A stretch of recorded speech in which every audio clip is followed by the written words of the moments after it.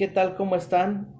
Mi nombre es Tomás Salinas, soy alumno de la carrera de Técnico Superior Universitario en Urgencias Médicas y a continuación les voy a dejar mi colaboración de la evidencia de Unidad 1 de la asignatura de Anatomía y Fisiología 1.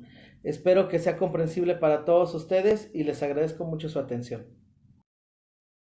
Términos de posición y dirección. La posición es una postura o actitud que asume un individuo frente a una determinada cuestión, es decir, a la pose corporal que éste adopta en un momento específico, por ejemplo, la posición prona o la posición supina. La dirección es un camino u orientación, es decir, un recorrido que sigue o debe seguir en su movimiento de una persona, por ejemplo, de superior a caudal. Parte superior y craneal. Esta se sitúa a lo más alto o cerca de la cabeza. Parte inferior y caudal es lo situado más abajo o lejos de la cabeza.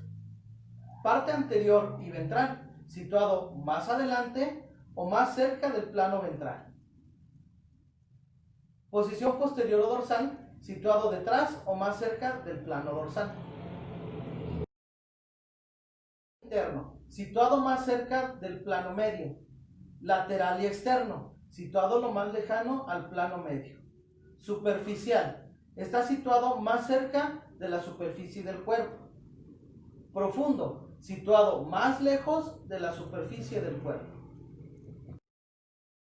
Proximal, situado más cercano, cerca del lugar de la unión del miembro con el tronco. Parte distal, situada lo más lejos del lugar de la unión del miembro con el cuerpo. Parte media, situada en el plano medio o en la posición central. Parte intermedia, situada entre dos elementos que sean superior e inferior, anterior, posterior y lateral. Parte interior, se refiere al lugar situado más cerca del centro de un órgano.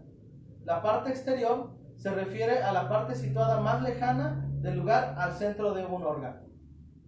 Parte homolateral o epistelateral, está situada del mismo lado que se habla del componente en el que se hace referencia.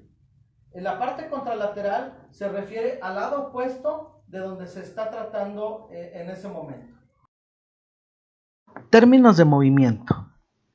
Se refiere a los diferentes tipos de movimientos voluntarios existentes o bien que realiza un individuo. A continuación, desarrollamos cada uno de estos.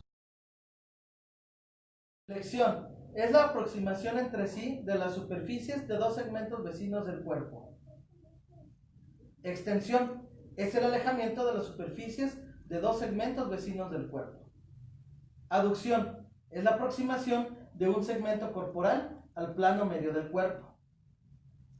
Abducción es la separación de un segmento corporal del plano medio del cuerpo. Rotación es el giro de una estructura sobre su propio eje. Circunducción. El antebrazo gira hacia adentro como una rotación interna, lo que lleva el pulgar a una posición media. Pronación. El antebrazo gira hacia adentro como una rotación interna, lo que lleva el pulgar hacia una posición medial.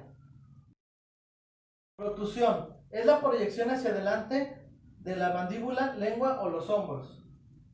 Retrusión es la proyección hacia atrás de la mandíbula, lengua o los hombros.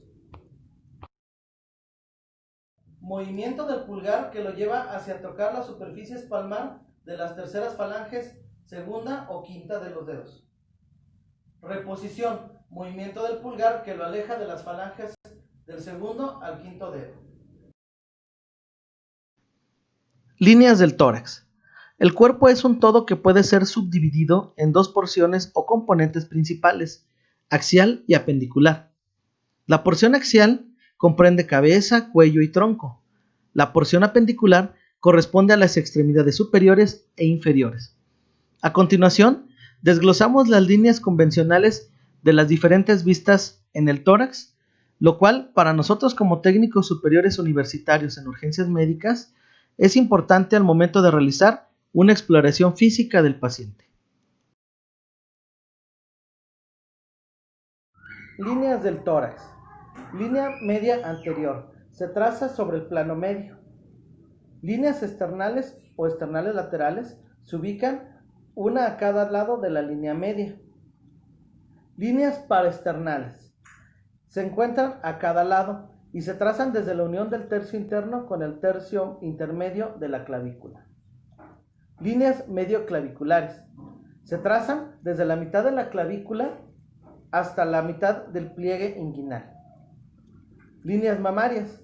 Estas se trazan de cada lado, desde la unión de los dos tercios internos con el tercio externo de la clavícula. En el hombre pasa por el pezón. Líneas axilares anteriores. Estas se trazan siguiendo el borde inferior del músculo pectoral mayor a cada lado de la pared anterior de la axila. Líneas axilares medias. Se trazan de cada lado desde el centro del hueco axilar hasta el punto que esté intermedio a las paredes axilares anterior y posterior. Líneas axilares posteriores. Se trazan en cada lado siguiendo el borde inferior del músculo dorsal ancho o de la pared posterior a la axila. Líneas del abdomen. El abdomen es la parte del tronco ubicada entre el tórax y la pelvis. Es un contenedor flexible y dinámico que aloja la mayor parte de los órganos del aparato digestivo y parte del aparato urogenital. Para la exploración abdominal es importante que nosotros como paramédicos reconozcamos y ubiquemos las líneas convencionales. Esto será de gran utilidad para comprobar sensibilidad y rigidez en los 4 cuadrantes. Líneas verticales. Línea media, sobre el plano medio anterior. Línea medioclavicular, prolongación inferior de las líneas torácicas. Horizontales.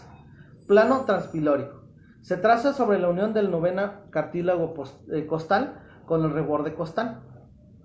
Plano subcostal. Se traza sobre el borde inferior del reborde subcostal. Se corresponde al borde inferior de los décimos cartílagos costales. Plano transtubercular. Se traza entre los tubérculos de las crestas ilíacas. Plano interespinal. Se traza entre ambas espinas ilíacas anterosuperiores. Cuadrantes del abdomen. 3 cuadrantes medios. Epigastro, mesogástrico e hipogastro. 6 cuadrantes laterales. Hipocondrio derecho, hipocondrio izquierdo. Flanco derecho, flanco izquierdo.